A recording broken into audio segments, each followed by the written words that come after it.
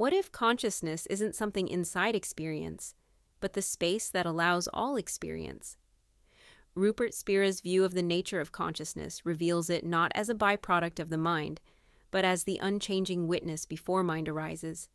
This echoes Meister Eckhart's divine ground, and even resonates with Whitehead's process philosophy, where experience is primary, not matter.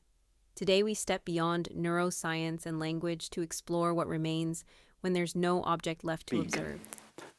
A great many words this week about the nature of consciousness. Not a single one of them is going to be absolutely true. If we want to speak the truth about the nature of consciousness, experience, or reality, we would have to remain silent. And that is why it is said that the highest teaching is silence.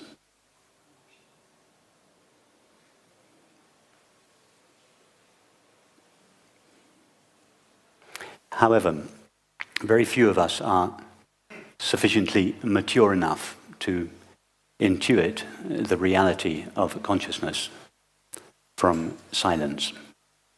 And therefore the spiritual traditions have elaborated various paths, various skillful means to tailor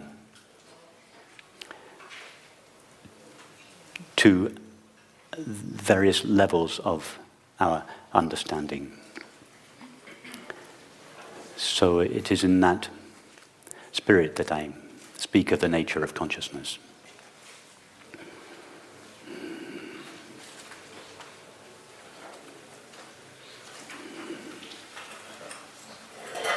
And the first thing I would like to do is to give a definition of consciousness. Of course, consciousness cannot really be defined, but this would be a good provisional definition of consciousness. Consciousness is that in which all experience appears.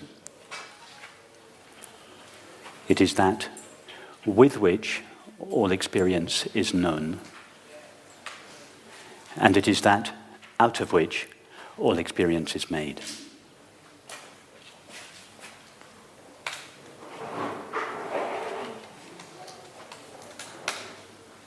I'll just repeat that. Consciousness is that in which all experience appears.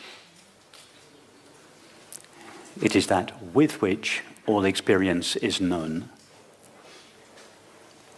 And it is that out of which all experience is made.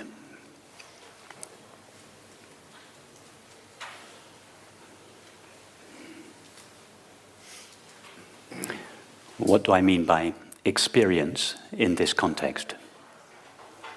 Anything objective. Thoughts, memories, ideas, concepts, feelings, sensations of the body, sights, sounds, tastes, textures, smells, etc. All of these appear in something.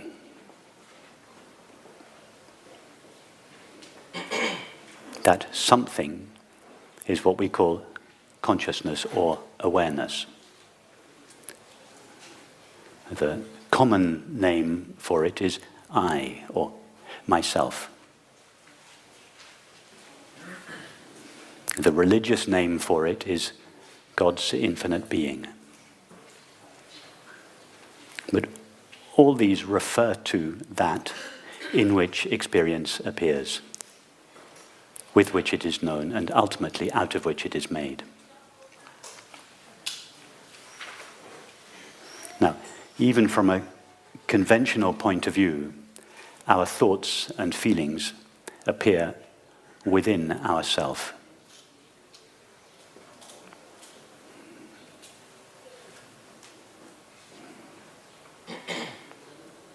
What is not so obvious is that the experience of the body, which we experience mostly as sensation, also appears in ourself, that is, in consciousness.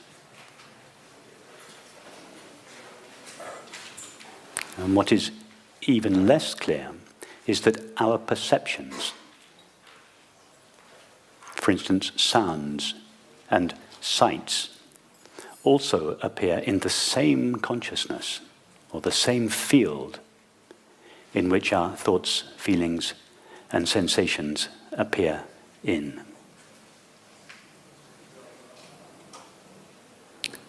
So I just want to pause there and make sure that you are really connecting with what I am suggesting, and not just intellectually agreeing or disagreeing. So take a thought, or allow a thought or a series of thoughts to appear. And just ask yourself the question, or notice that those thoughts appear in some kind of field. They appear in something.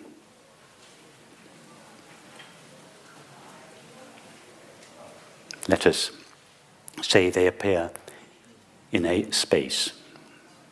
Consciousness is not, in fact, a space. It is space-like, but it, in fact, has no dimensions. But let us provisionally, to begin with, give consciousness a space-like or field-like quality, and see that whatever thoughts are appearing in this space-like, aware field. And now, maybe we should close our eyes just for a few minutes to do this. Establish again that your thoughts appear in a aware, space-like field. And now listen to whatever sounds are present. Suddenly everything goes strangely silent. Listen to the sounds of people talking, or whatever sounds are present.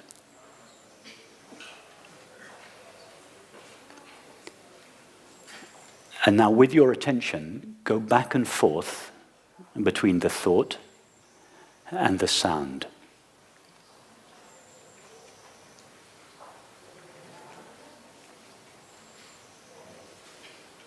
Ask yourself the question, does my attention ever leave the field of awareness?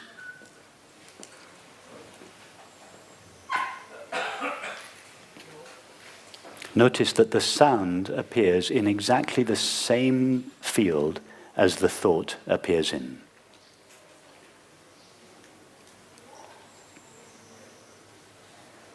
Conventional thinking would have us believe that the thought appears inside what I am, and that the sound appears outside what I am. But if we look for the line that divides the two in our actual experience, it is never found. The line is on the map, but never in the territory. The line is in belief, but never in experience.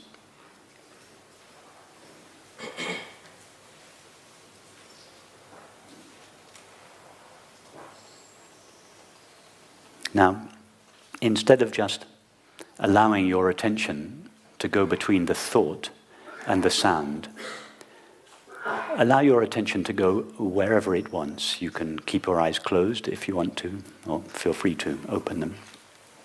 Just allow your attention to range freely over the entire realm of your experience. And have a single question in mind. Does my attention ever leave consciousness? Does my attention ever leave the field of awareness?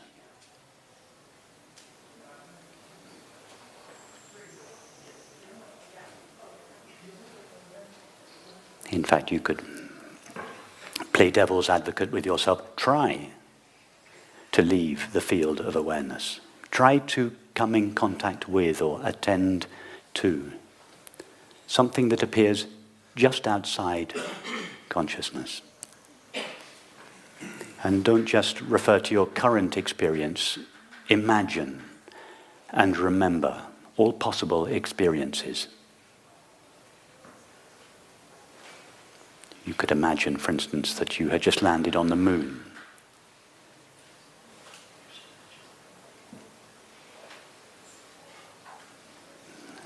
A completely new set of perceptions appear to you.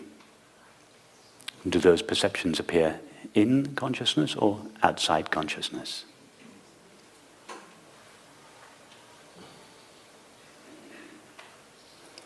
Imagine you are a brain surgeon, you are just dissecting doing your first brain operation.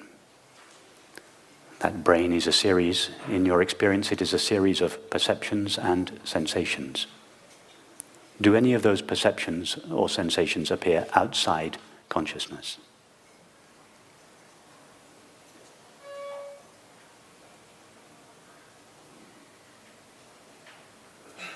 Imagine you are deeply depressed.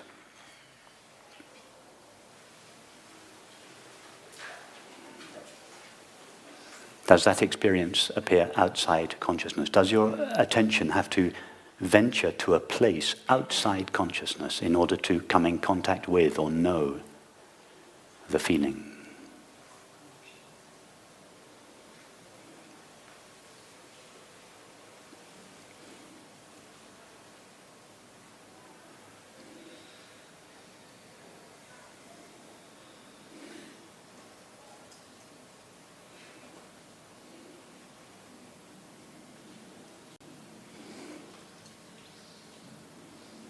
See, simply and clearly, that nobody has ever, nor could anyone ever, come in contact with anything outside experience.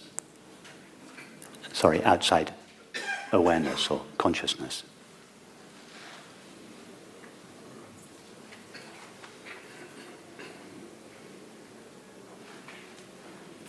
Strangely, our entire world culture is founded on a single belief. And the belief is this: there is a substance that exists outside consciousness. They call it matter. Matter is the fundamental reality of all existence. And consciousness is somehow derived from this substance, matter.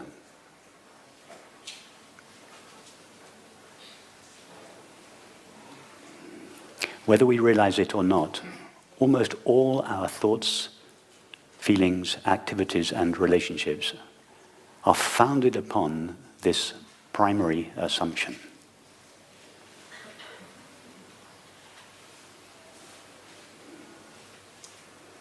Strangely, since the invention of the idea of matter a few thousand years ago, we have been looking for it.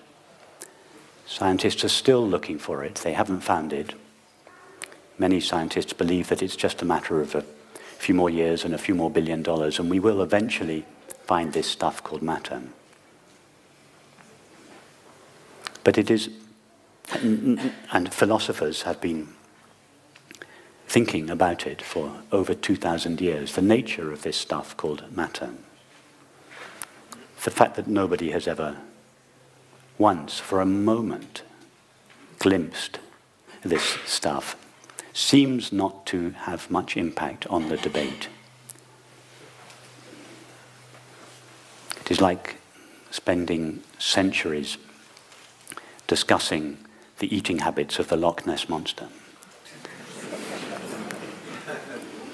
The fact that nobody ever saw the Loch Ness Monster is just a detail that seems to have been overlooked. One day we will find it, but in the meantime, let's continue to discuss its eating habits and its mating habits. And that is how absurd the debate about matter is.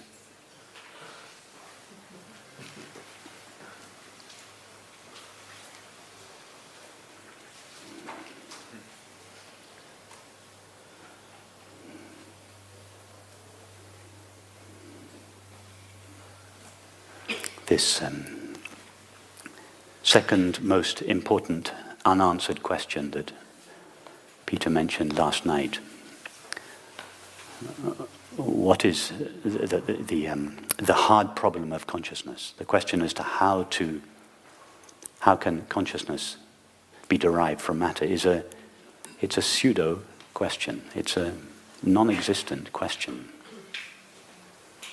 Did anybody else notice the contradiction in those two questions?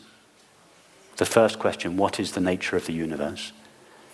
The second question, how is consciousness derived from matter? Is the contradiction in those two questions not staring us in the face? In the first question, the first most important unanswered question, what is the nature of the universe? We acknowledge that we don't know what the nature of the universe is. In the second question, how is consciousness derived from matter? We've made a huge leap of faith. We've presumed the stuff called matter, having already acknowledged in the previous question that we have no idea what the universe is made of. And then we ask the question, how is consciousness derived from it? I mean, do you have to be an astrophysicist to notice the contradiction there?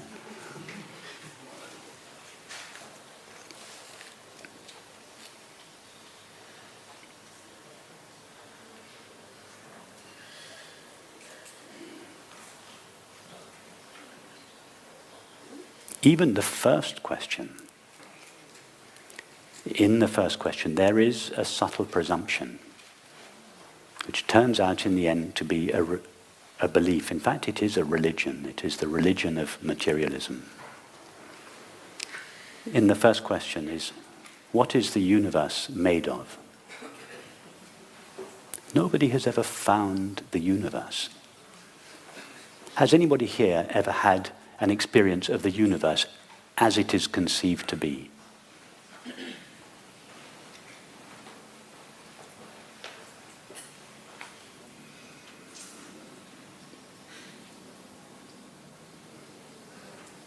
So what are we exploring when we try to explore the nature of the universe? We're trying to explore something which we don't experience. All we know of a universe is a series of fleeting perceptions.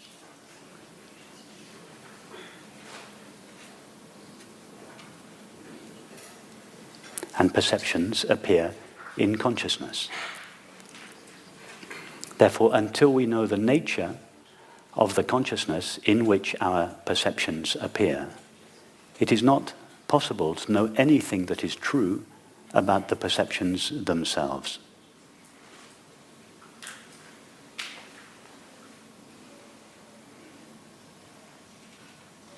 That is why I believe that one day the science of physics, the highest science, will no longer be considered the science of physics. It will be the science of consciousness, the new science of consciousness.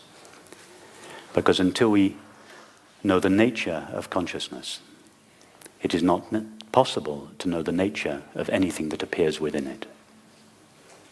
Until we know the nature of the knowing with which we know our experience, it is not possible to know anything true about the known.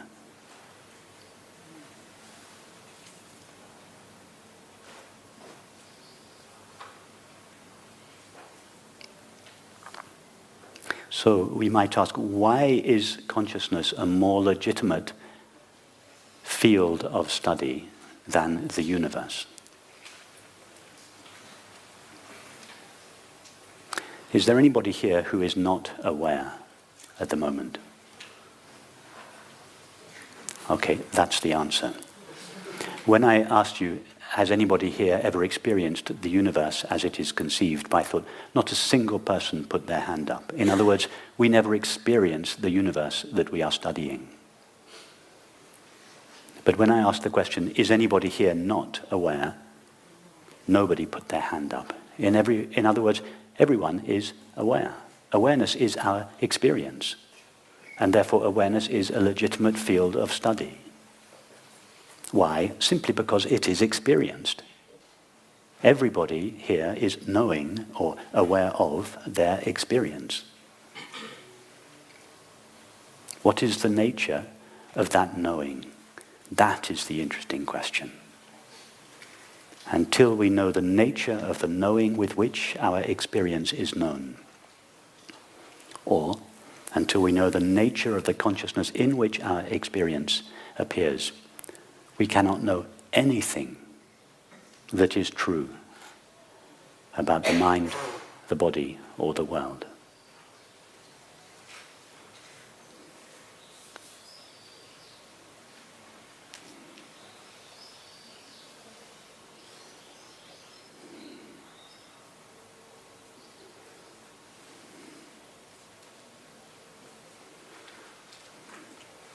So, how are we going to find out about the nature of consciousness or awareness?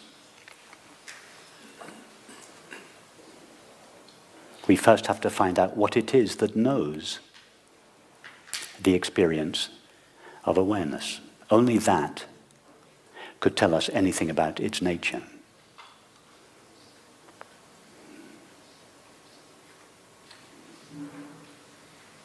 If I were to ask each of you now the question, are you aware?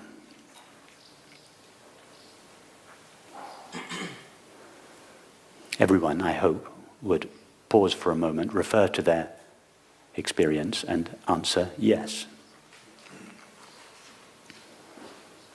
What happens in that pause? Ask yourself the question again. Am I aware?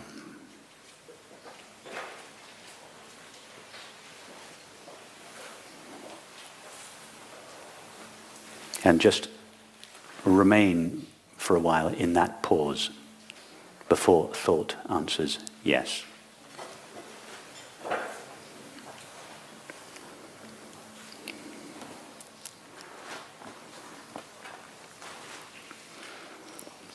That pause is a gap between two thoughts. The first thought, am I aware? The second thought, yes.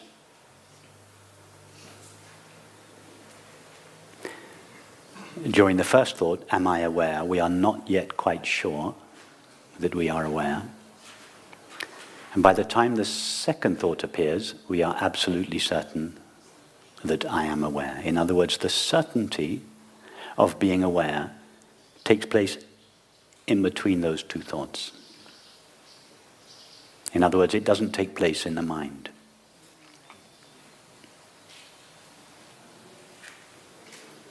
When we hear the question, am I aware?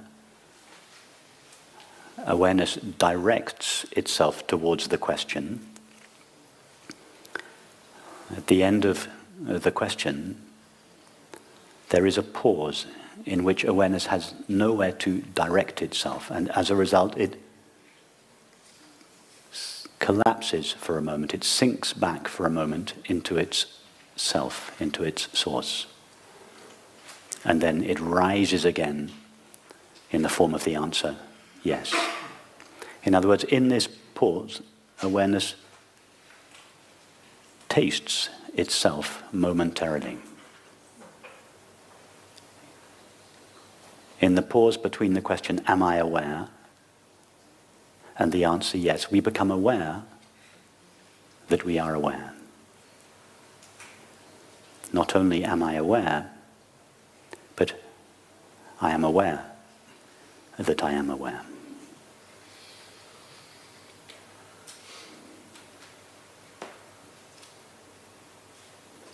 In other words, in that pause, consciousness knows itself. It recognizes its own being.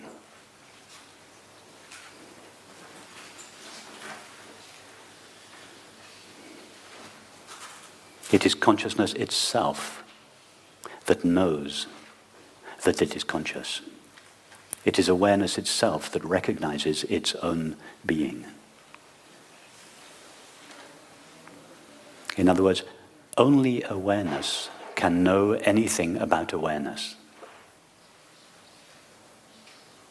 finite mind, that is thought and perception, can tell us nothing about awareness. It is an expression of awareness. It is made of awareness.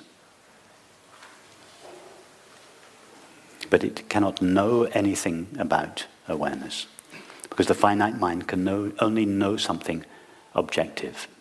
It's very easy to test that out in your experience. Try now to think of something that has no objective qualities.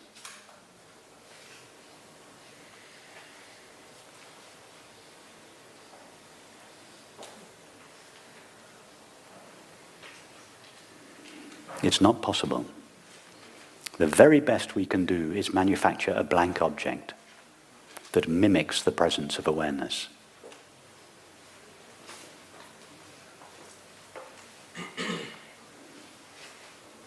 Although thought is made only of consciousness, it cannot know the stuff it is made of. Just like the character in the movie is made of the screen, but cannot know the screen.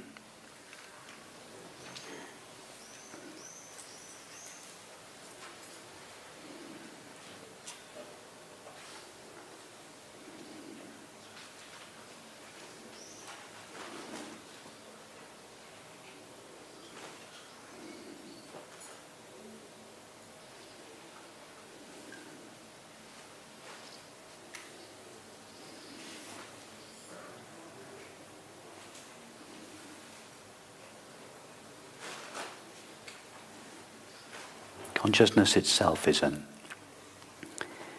an aware field. We're adding, by saying it's a field, we're adding a space-like quality to consciousness. Consciousness is not, in fact, a field. It has no dimensions at all. We could say it is more like a presence. But as we've just discovered, it's not possible to think, let alone speak, of something that has no dimensions. So in order to speak of the nature of consciousness, we give it this space-like quality, and we describe it as the space of awareness in which all experience appears. Or the screen of awareness on which all experience appears.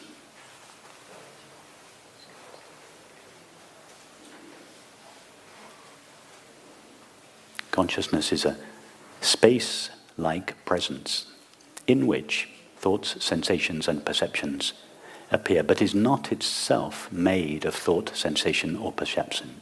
Thought, sensation, or perception. It has no objective qualities. It is thus sometimes said to be empty.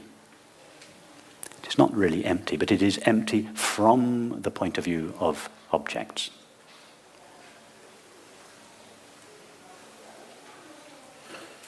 It is empty of all objective content or quality. It has no finite qualities and is thus said to be infinite, not finite.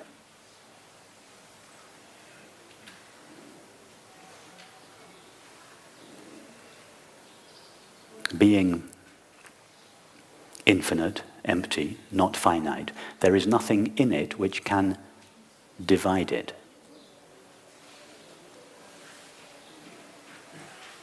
If there were, for instance, two consciousnesses, there would have to be something about each of those two consciousnesses that divided or distinguished them from one another. And those distinguishing qualities would be finite limits. But nobody has ever experienced a finite limit to consciousness. When I say nobody, I don't mean to suggest that it is a person that experiences consciousness. It is consciousness that experiences consciousness. It is awareness that is aware of being awareness. If we ask thought about the nature of awareness, thought will tell us that every single body has its own package of awareness.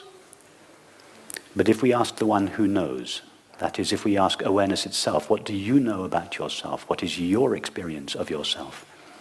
Awareness will reply, if it could speak, I have no knowledge of any border or distinction or form in myself.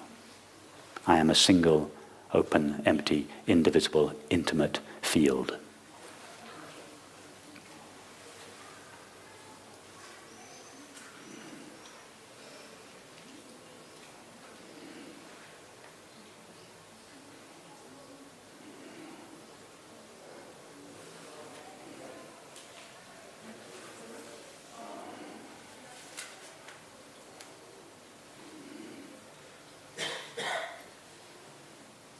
That means that the knowing, or the consciousness with which each of us is knowing our experience, is the same consciousness. It means that consciousness can never be divided into parts, or objects, or selves.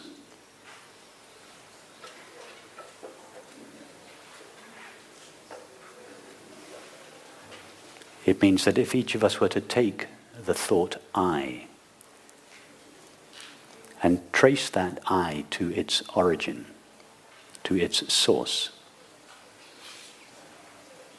and if we were to trace it far enough back to the essential nature of each of our minds, we would all arrive at the same consciousness, not a similar consciousness. There cannot be two empty spaces.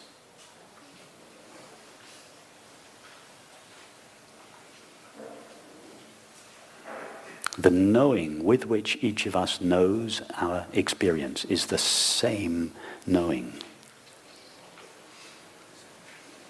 Each of our finite minds is precipitated out of the same infinite field of consciousness. Each of our finite minds is a modulation of the same infinite space-like field of consciousness. Some of our finite minds, if you think of each finite mind like a field, some of our finite minds overlap. Part of our finite minds overlap. We call that the outside world. Part of the fields of our finite minds don't overlap. We call those our thoughts and feelings. The religion of materialism uses the fact that we all experience the same world as proof that there is a world made out of matter outside consciousness. The reason we all experience the same world is not because there is a world made out of matter appearing outside consciousness. It is because each of our finite minds are precipitated within and from the same field of infinite consciousness. It is because our minds share consciousness that we feel we share the world. We do share the same world. The world we share is made of consciousness, not matter.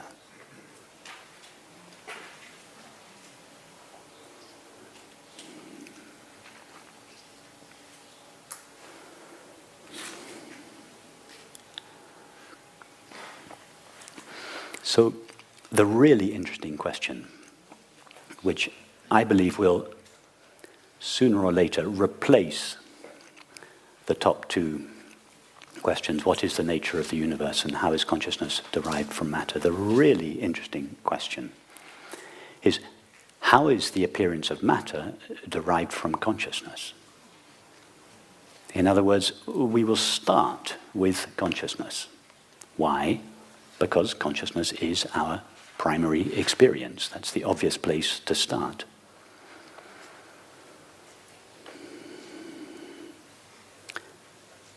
How is it possible for consciousness or awareness, which is seamless, indivisible, it has no objective qualities, and therefore cannot be divided into parts and selves? How can it appear as a multiplicity and diversity of objects and selves? That is the really interesting question.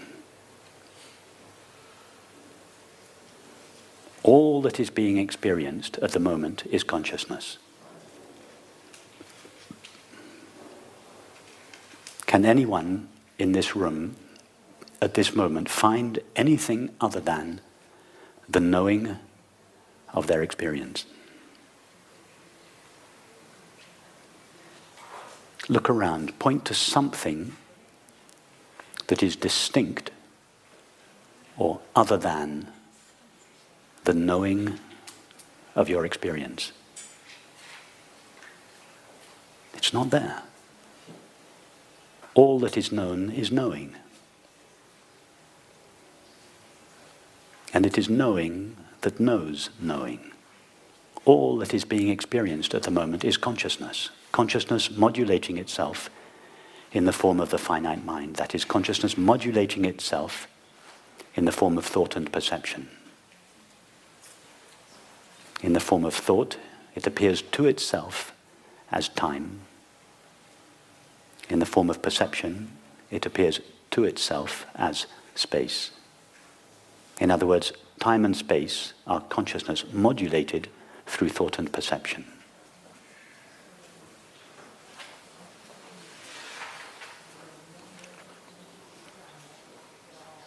How does something which is infinite take on the appearance of something that is finite? A multiplicity and diversity of finite objects.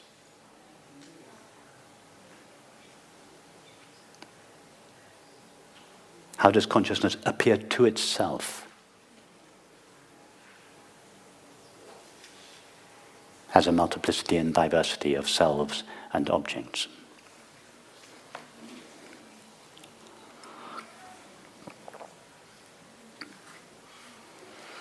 I'd like to, in an attempt to answer this question, I'd like to give you an analogy.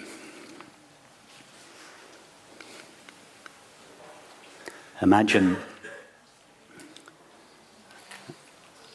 Mary falling asleep here in Titignano.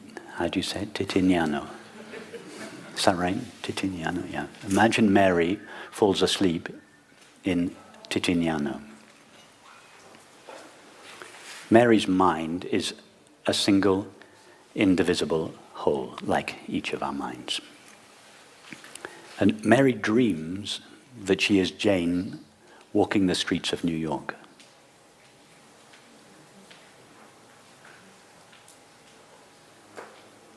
So Mary's mind has fallen asleep to its own infinite, indivisible nature. And it has imagined instead that it has assumed the limited form of Jane's mind. Jane is walking the streets of New York, seeing people, cars, buildings, which from Jane's point of view all seem to be outside her mind. When Jane closes her eyes, the streets of New York disappear.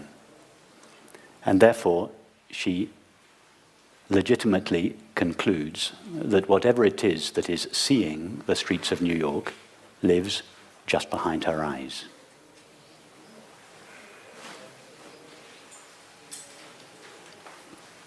This and other similar experiences convince Jane that the knowing with which she knows her experience lives just behind her eyes or in her chest.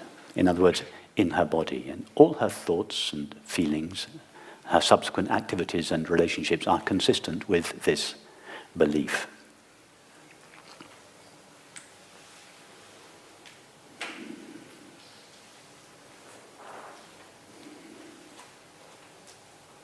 One day, Jane goes to a cafe, and sitting on the table next to her is a very handsome man called David. David and Jane notice each other. They start having conversation together. And Jane feels this mysterious attraction to him. Of course, David and Jane, the cafe, the streets of New York, are all appearances in Mary's mind. Mary's mind itself has not been divided into a multiplicity and diversity of objects and selves. It is still the same seamless, indivisible whole that it always is. And yet it has taken on the appearance of Jane and David. Mary could have dreamt that she was David on the streets of New York, in which case she would have seemed to see her experience through the eyes of David's mind. So when Jane feels this mysterious attraction towards David, and they begin dating, Jane has a strange feeling that if she were somehow to get closer to David, the pain that she feels, the wound that she feels in her heart, that she has been trying to escape from all her life, would be somehow alleviated. She feels that somehow to merge with David would give her relief from the pain from which she had been running all her life. Well, eventually she and David do get together, and indeed, when they merge in friendship and sexual intimacy, she does indeed feel temporary relief from the pain of her longing. So, what is really happening? What is when Jane feels this longing in her? Why does she feel this longing? Why does she feel, from where does the intuition in her come that it is possible to be relieved of her suffering? And what happens to her suffering when she and David merge? In this moment of merging, there is a temporary loss of all the limitations with which Jane defines herself. In other words, in this merging, there is a temporary collapse of Jane's finite mind. And in that moment, she tastes the essence of her mind, which is Mary's peaceful mind asleep in Titiano. Now, of course, when Jane and David part, this temporary cessation of suffering comes to an end, and she feels everything that defines her again, so the suffering bubbles up again, and she remembers, last time I united with David, the suffering went away.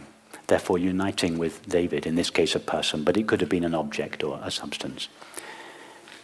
Last time I united with this person, the suffering went away. Therefore, uniting with a person, an object, a substance, an activity must be the way to get rid of my suffering. So she goes again and again and again and again to the object, to the substance, to the activity, to the relationship, in order to find relief from her suffering. And indeed, each time she unites with the object, activity, substance, or relationship, she does find temporary relief.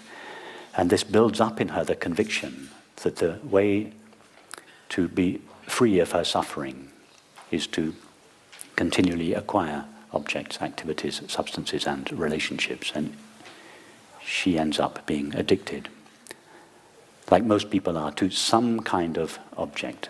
The subtlest object is, of course, thought. This is the main addiction. It's free and not bad for our health, so it's an addiction that doesn't normally get labeled as addiction. But nevertheless, it is an object towards which we give our attention, for mainly in order to distract ourselves from this wound of separation, which all apparently separate selves carry around within themselves. This wound of separation, this longing for freedom, for peace, for happiness and love, is in fact an echo in us of the nature of Mary's mind. Mary's mind is at peace, free, asleep in Titiano. And the memory of this freedom lives in us all. this longing for freedom, for peace, for happiness that each of us feel is in fact the echo in each of our finite minds as the true, an echo of the true freedom of infinite consciousness. There is no other freedom other than the freedom of infinite consciousness. Infinite consciousness is freedom, peace, happiness itself. And the desire that each of us feels for that freedom, for that peace, that happiness, and that love is the pull that infinite consciousness exerts on the finite mind. The finite mind feels that pull in the form of suffering. I long for happiness. The separate self feels that it is doing the longing. It is not. It is infinite consciousness that is exerting a force on the finite mind, drawing it back into itself. It is, in fact, the pull from infinite consciousness on the finite mind that is what the finite mind calls the desire for happiness.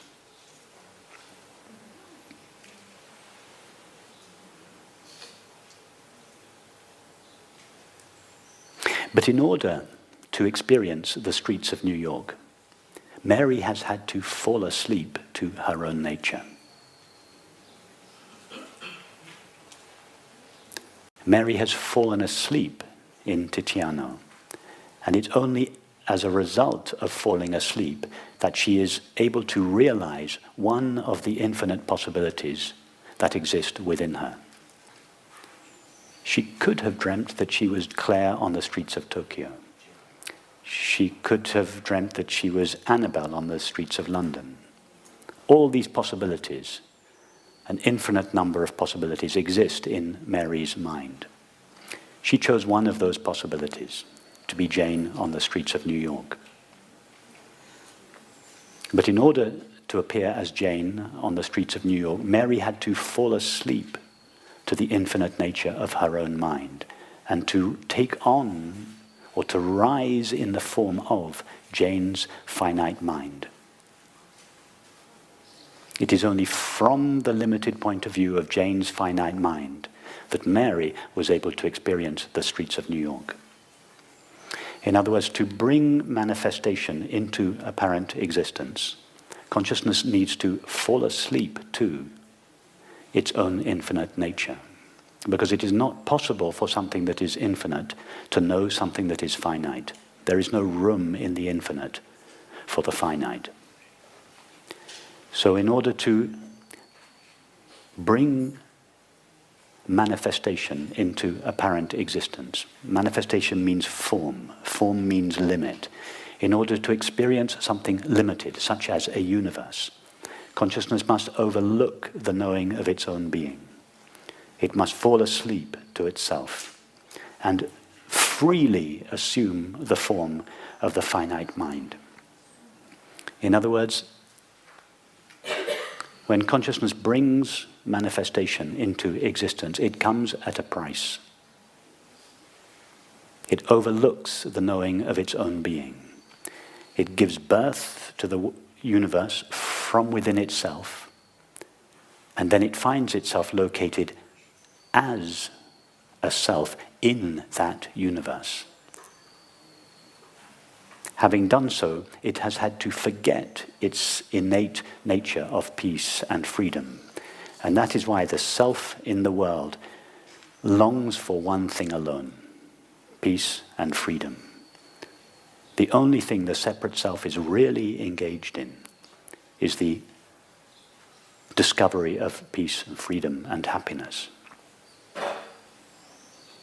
It first tries to do this by uniting with objects, substances, states, and relationships.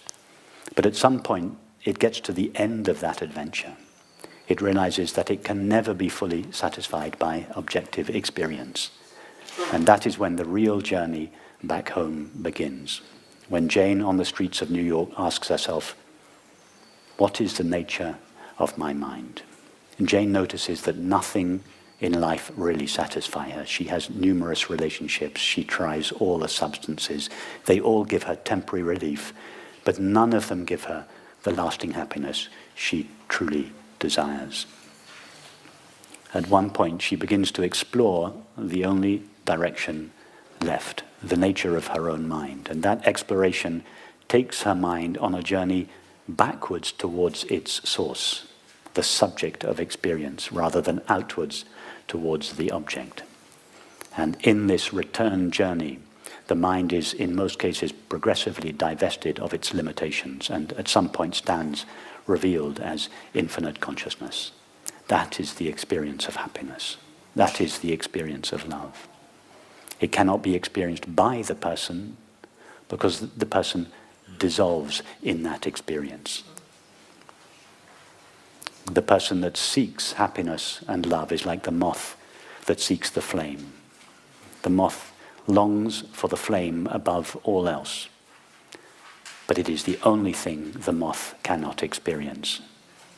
Or rather, to experience the flame means to be consumed in it, to die into it. That is the experience for which the moth longs. And the only experience for which the apparently separate self longs for is the experience of happiness or love.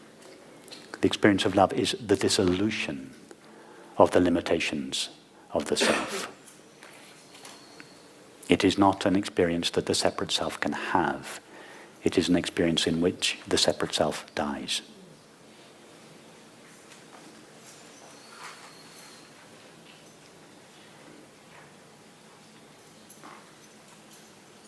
So infinite consciousness overlooks the knowing of its own being in order to bring manifestation into apparent existence. It freely assumes the form of the finite mind in order to know the finite world.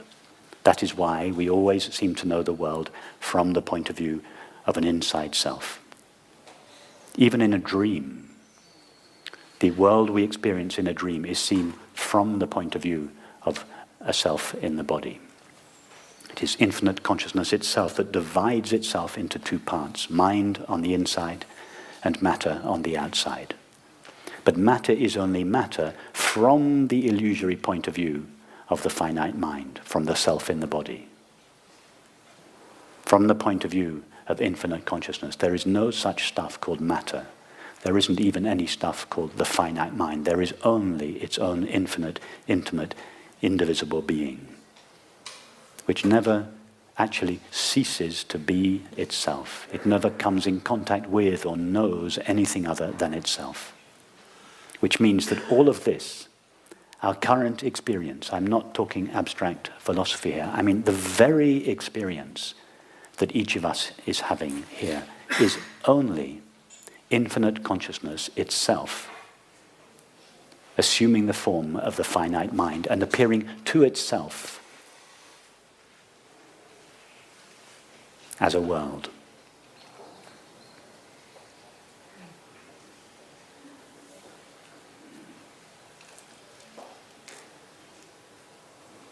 It means that what this experience is made of itself has no dimensions. It means this ordinary experience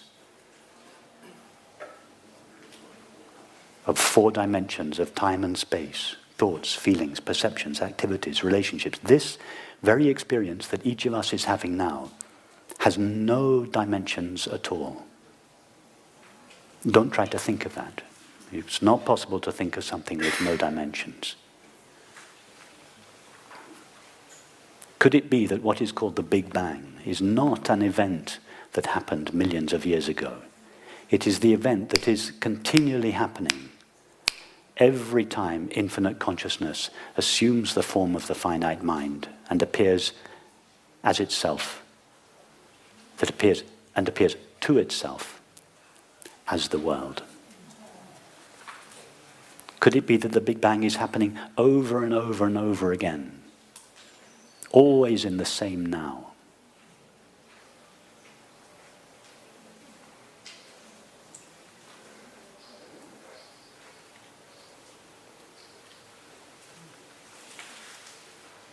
But that when consciousness does assume the form of the finite mind and appear to itself as the world, no real world made out of matter comes into existence. Existence comes from two Latin words, ex and sistere, meaning to stand out from. Nothing stands out from consciousness. Nobody has ever found a place outside consciousness. No thing comes into existence. Objects borrow their apparent existence from God's infinite being, the only being there is. Infinite consciousness, commonly called I. That means the very I that each of us is now feeling as myself, the I that I am. That I is infinite consciousness. It is the reality, the substance, the stuff out of which all experience is made.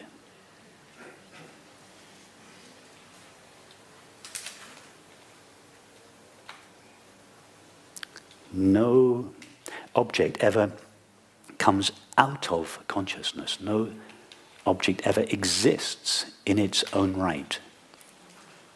The existence, the seeming existence of all things belongs to infinite consciousness, just like the apparent existence of characters in a movie, in fact, belongs to the screen or is the screen.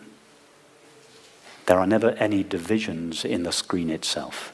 The divisions are always in the appearances, never in the reality.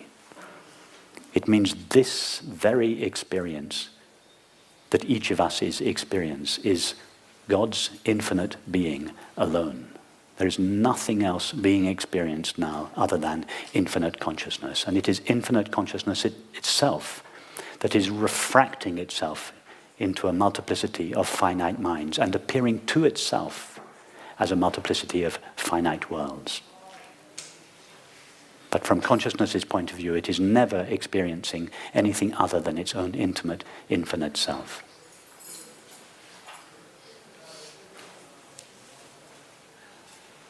When the Sufis say, La ilaha illallah, they mean there is no God but God. In other words, no thing has an existence of its own. No thing is a thing unto itself. All things borrow their thingness, their isness, their reality from God's infinite being.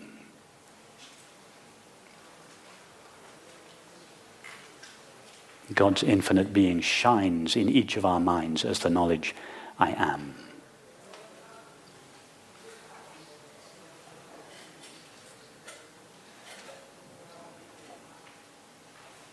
That is why the ultimate spiritual practice is to give the I that I am our attention, to allow the mind to sink back into its subjective source. And as it does so, it is temporarily, in most cases, occasionally, suddenly, divested of its finite limitations and stands revealed as infinite consciousness, God's infinite being, the only being there is, the heart that we all share, the heart that we all are.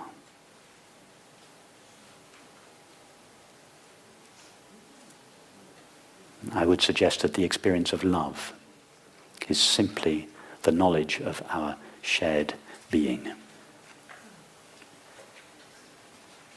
When we love, we feel one with the other. Love is the experience of our shared being. And is there any experience that the separate self desires more than the experience of love?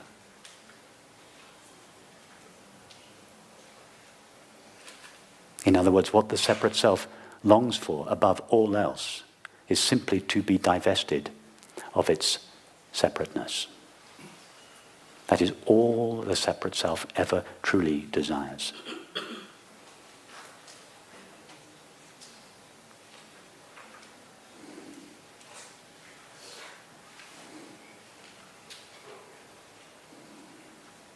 And all the separate self, and this is not quite true, but it's a concession to the separate self, all the separate self needs to do To find this love for which it longs is to ask itself, what is the nature of the knowing with which I know my experience?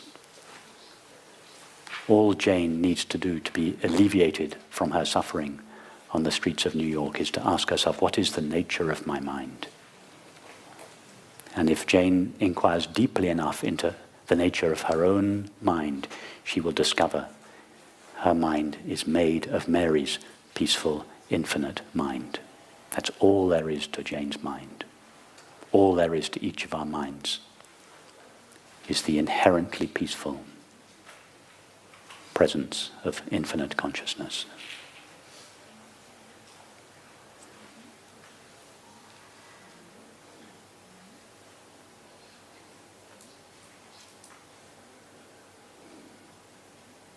Love is a place. And through this place of love, move with brightness of peace all places. Yes is a world. And in this world of yes, live, skillfully curled, all worlds. That's E. E. Cummings.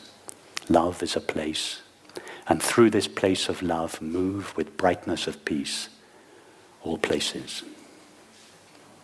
Yes is a world, and in this world of yes, live, skillfully curled, all worlds.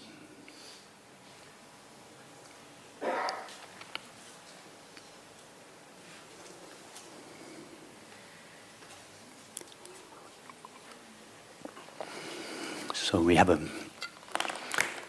few minutes left. Is there anything you'd like to discuss?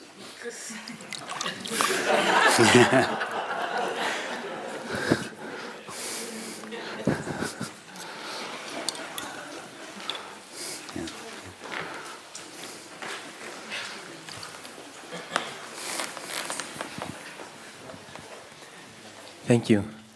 You said that the only way for us to truly achieve that which we are so longing for and desiring is to experience that infinite consciousness, but that infinite consciousness can only be experienced with the dissolution of the self. Not the dissolution of itself, the dissolution of its apparent limitations. Consciousness cannot dissolve. What would it dissolve into? That's what I meant, sorry. We can't get further back in our experience than consciousness. Okay, but so did you mean like the dissolution of the physical self? What physical self are you referring to? Our experience, our presence that we are feeling here. The physical self is a series of sensations and perceptions, yes? Yes. How physical is a sensation? Sensations and perceptions are mind. Yeah, there's nothing physical there. Okay. Point to something physical now in your experience. But really what I was meant to ask was that would you say that there's a way to achieve this ultimate goal within our Yes. lives that we have here? Yes.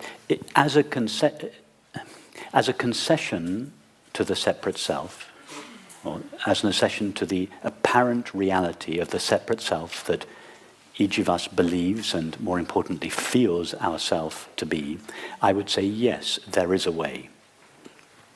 The most efficient way and the most direct way is for the separate self to ask itself the question, what is the nature of myself? In other words, what is it that I call I? The separate self starts by noticing that the separate self spends its life saying, I am aware of thoughts, I am aware of feelings, I am aware of sensations, I am aware of perceptions. This experience of being aware pervades all experience. Could you have an experience without being aware? No. Being aware is the only element of experience that remains present throughout all experience. And we call it I. It is I that is aware of my thoughts. I am aware of my feelings. When I was a 5-year-old boy, I was aware of the sea and the sun and the sand. When I was a 10-year-old boy, I was aware of my school friends. throughout life, this I am aware, I am aware, I am aware has remained present. Everything else has vanished. How long does a thought, sensation, or perception last? Not long. But the experience of being aware is the only element of experience that has remained consistently present. That's what we call I. I am aware. I am aware of thoughts, but I am not my thoughts. I am aware of my feelings and sensations, but I am not a feeling or a sensation. I am aware of perceptions, but I am not a perception. I am simply the experience of being aware, the non-objective experience of being aware. So the most efficient, and this is why it's called the direct path or the direct approach, the most efficient means that the spiritual teachings have elaborated for the separate self to find what it deeply longs for, which is happiness and peace, is for the separate self to direct its attention away from the objects that it is aware of, towards that which is aware of them. In other words, towards I. What is the nature of the I that knows my experience? And if we try to do this, our attention, instead of our attention directing itself towards a thought or a feeling, sensation or perception, our attention begins to sink backwards into its source instead of forwards towards the object. This sinking of the attention into its source is named variously in the different spiritual traditions. In the Christian tradition, it's called the practice of the presence of God. In Ramana Maharshi called it the sinking of the mind into the heart. Not the physical heart, the heart of awareness, in its source, its essential nature. And Nisargadatta called it focusing on the I am. We can't focus on it because it's only possible to focus the attention on an object. It's actually a defocusing, a relaxing.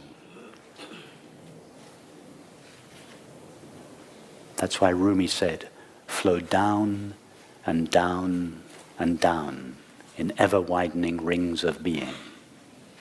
It's a falling backwards of the attention, a relaxation of the attention into its source. Ramana Maharshi called it self-inquiry, but it's not, that's a misleading translation. It's not an inquiry. You cannot inquire into something that has no objective qualities. It is more like a self-abiding or self-resting. Ouspensky called it self-remembering. Again, that is misleading because something with no objective qualities cannot be remembered. It is called prayer, it is called meditation. There are other means, but this is the most direct. So can that be achieved while still alive? Can this be achieved while alive? Why do you presume that awareness is going to die? It's because you identify awareness with a collection of sensations and perceptions called the body. And you notice that those sensations and perceptions are always disappearing, and therefore you presume that awareness is going to disappear with it. But has awareness, or could awareness, ever experience its own disappearance? No. Well, until you experience the disappearance of awareness, presume that it doesn't disappear. It is for those that claim that awareness does disappear to prove it. The burden of proof is with them, not with us. But I meant, alive, like practically. Not. I believe in the continuation. I'm being practical. Are you not now that which is aware of your experience? That's very practical. Yes? Is that true? You are aware of your experience. I is that which is aware of your experience. Is that practical and true of your experience now? Tell us about that I. Tell us what you know about that which is aware of your experience. Being really practical. I am aware that I am aware. Okay, very good. Tell us more about that awareness from your current direct experience of it. Tell us about its qualities. It's pleasant. There's lots of sensations. Visual sensations? Don't tell us about the sensations, tell us about the awareness.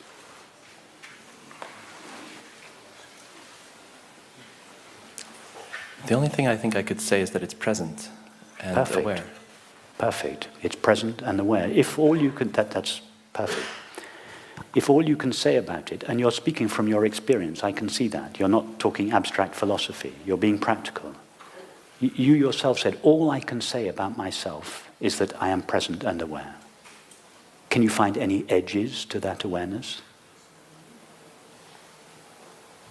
No. Does it start and stop in your experience?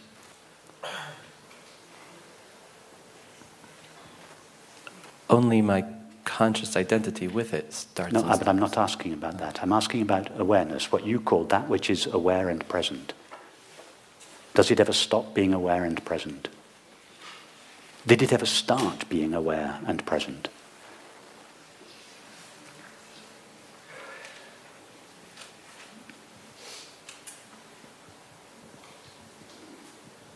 I suppose not. I don't like I suppose. I want you to speak about your experience, not your suppositions. I mean, is it your experience now? Your experience now is that thoughts, sensations, and perceptions are continuously starting and stopping, yes? Every time my voice comes to an end, a perception stops. Every time a thought appears, a thought starts. Yeah? No, I'm not interested in those for the moment. I'm not suggesting they're not interesting or aren't. But we're not talking about that. We're talking about that in which they appear, that with which they are known, and that out of which they are made. Does that share their limitations? Does it start and stop with them? From just looking at the moment, it would seem not. It would seem to me that when it's else could continually you there. look at awareness other than in the moment? I mean, try in this moment now and look again. Is it starting and stopping? Right, so then I would be able to just project back to before I was born, and that's if your question was, has there ever been a point when it's not existed? You say, before I was born. How do you know awareness was born? In order to know awareness was born, you would have to have seen it starting. Oh, there it just appeared. Perceptions are born and die. They appear and disappear. Yes? Sensations appear and disappear. So we can say they are born and they die. What about awareness? What about that in which they appear, that with which they are known, and that out of which they are made? Does that one share their limits and their destiny? I see what you're saying. Okay. Yeah. Yes. I see that what you're saying. That I understand what you're saying. Yes. What I'm looking for is a straight yes or a straight no. Because I'm being very practical here and also a little specific, not vague. I don't want a vague, well, I suppose that awareness... No, is it your experience now that awareness is coming and going, is moving and changing? Does that which knows your experience grow old, for instance? No. Does it have a gender?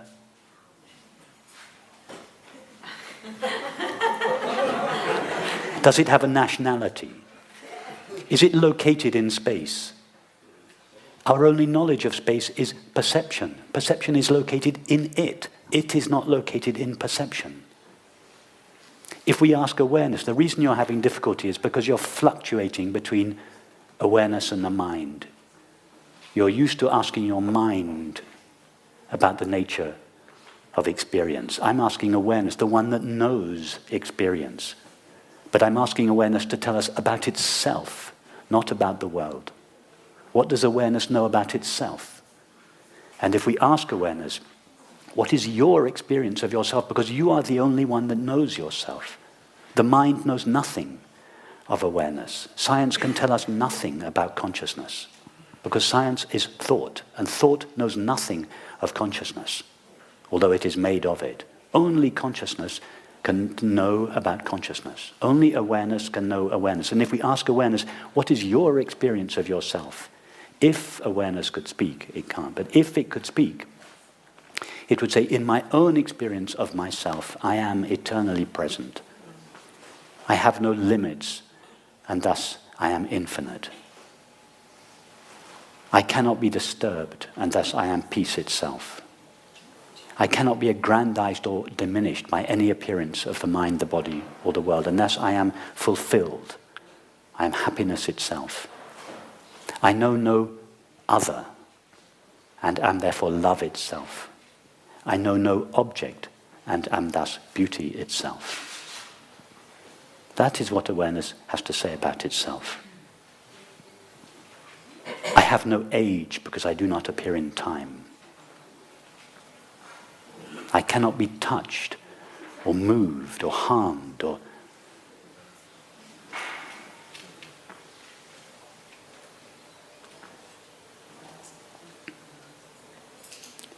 the poet Shelley, Percy Bysshe Shelley, said, "Life, like a dome of many-coloured glass, stains the white radiance of eternity." All of life, all of this is just a colouring. He didn't really mean it stains it, because nothing leaves a stain or a trace on awareness. Life is like a temporary colouring of eternity, of this dimensionless presence of awareness, which shines in each of our minds as the knowledge I am, and which is felt in our hearts as peace, happiness, love, and which shines in our perceptions as beauty.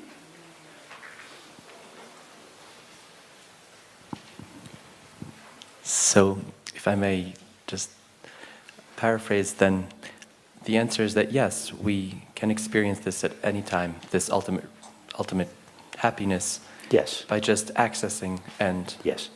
that awareness. Yes. Yes, and that awareness is as close to us now as the screen is to the image.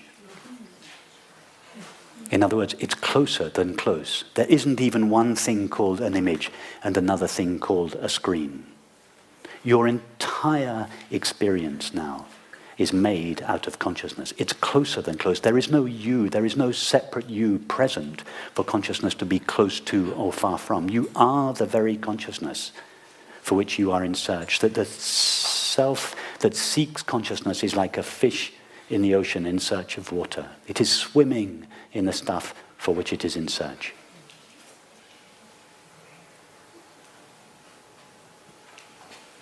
Thank you. So Mary didn't really fall asleep. Can you take the mic behind you here? You've told us, or what I've learned from your talk, these few moments, experience takes place in consciousness. Can you help me or help us? There are moments that we are conscious, but we are unconscious of our consciousness. It would be more accurate to say that awareness itself assumes the form of thoughts and perceptions with which, or as which, it seems to veil itself from itself. That is called Maya. In the same way that a screen has the ability to assume the form of an image, and as that image, it seems to veil itself. However, it only veils itself, the image only veils the screen if we give it permission to do so. Two kids are watching television. Their mum comes in and asks one of them, "What are you seeing? What are you watching?" One of them says, "Match of the day." And she asks the other one, "What are you seeing?" He says, "A screen." They both see the same thing. But what appears to them in accordance with the way they see. If one of them believes he is seeing a football match, his experience will appear to him in conformity with that belief. In other words, experience will appear as a multiplicity and diversity of objects. The other one is having exactly the same experience, but sees its reality. So matter, what we call matter, is not an object that is seen. It is a way of seeing. And it is a way of seeing that is predicated on the belief, I, awareness, share the limits and the destiny of the body. The mixture of awareness plus the body makes what we call the separate self, or the ego. It is from the point of view of the inside self made of mind that there is an outside world made of matter. And this is why physicists struggle so much with this stuff called matter. They are convinced that there is stuff out there, dead inert stuff called matter. And they go on and on and on looking for this stuff. But the small print in the belief, there is a world out there made of matter, is there is a self in here made of mind. And that is why physicists struggle with this stuff called matter, because they are so invested in their own identities as a separate self made of mind living in the body. That is the real issue. The real issue is, am I a self in a body? Not, is there a world out there?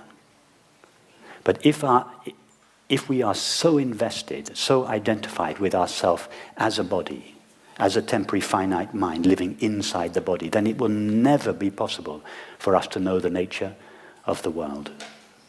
Because matter is a way of seeing, not something that is seen. The finite mind is a way of knowing, not something that is known. Only infinite consciousness is truly ever known, and it is infinite consciousness that knows itself. Thank you. As the Sufis say, there is only God, God's infinite being. Have we got time for one more question? Yes? No. But I have a very good news related to this. I have a very good, guys, seriously, a very good news, which is bad news in a way, but good news in another. Like life. Mark Zikowski, which was planning to present tonight at 5 o'clock, is ill. Is not well. He just came back from India, and he told me, listen, when I come back from India, I never know in which state I arrive, and this state apparently hit him he told me literally both directions. So he's not in a good, he's really not feeling well, he cannot be with us. In alternative, Rupert accepted to be tonight to replace him at 5 o'clock. Does Rupert know? Is that a question or a statement? I don't know.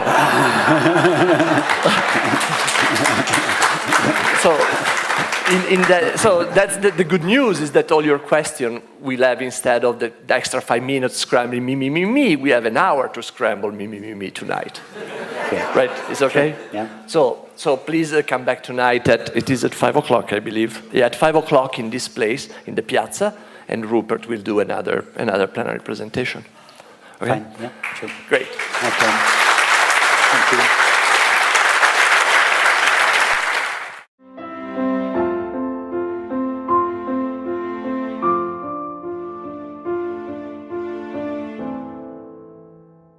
So we're left with this. Consciousness can't be seen, touched, or measured, yet without it, nothing else appears. As the Lankavatara Sutra warns, consciousness is neither born nor destroyed, it merely shines. Your task, spend 5 minutes resting in the awareness behind your next breath. And when you look for the one who is aware, notice what's not found.